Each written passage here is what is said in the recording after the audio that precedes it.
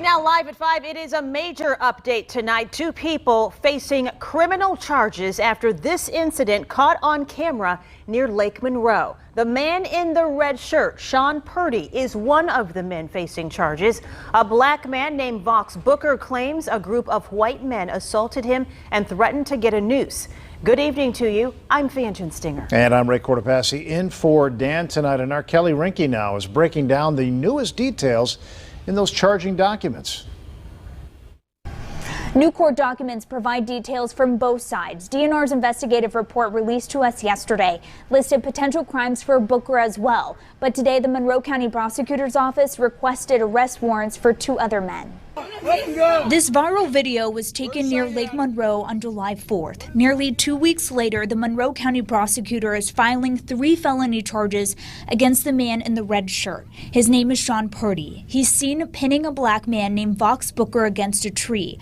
An arrest warrant was also issued for this man, Jerry Cox. This video, believed to be filmed by Booker, shows Cox using offensive language towards him. I'm going to continue to press forward in every way, in every avenue available to me. Court documents say Booker told conservation officers he had been assaulted. For the last 2 weeks, Booker has called this confrontation an attack and attempted lynching. But court records claim Booker did not make any accusation during his initial statement that he had been choked or heard the word rope, noose, or lynch. After a friend in his group told DNR he heard someone yell, "Grab a noose," Booker said he heard the same threats. Clearly, in the trauma of the moment, Mr. Booker received a concussion when he was pinned against the tree.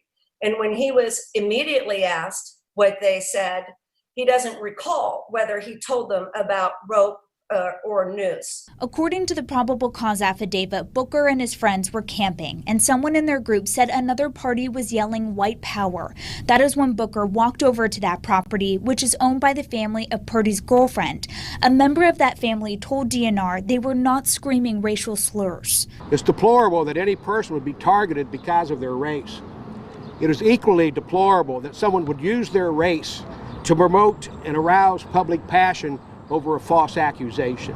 This is what Purdy's attorney said about the confrontation earlier this week. He claims Booker threatened Purdy's girlfriend with fines and then punched Purdy when he stepped in to protect his girlfriend.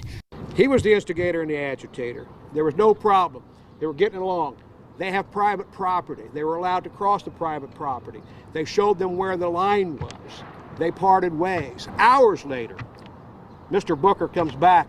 According to court records, a witness says Booker was not confrontational. According to the probable cause, that same witness claims Jerry Cox punched Booker and shoved him to the ground.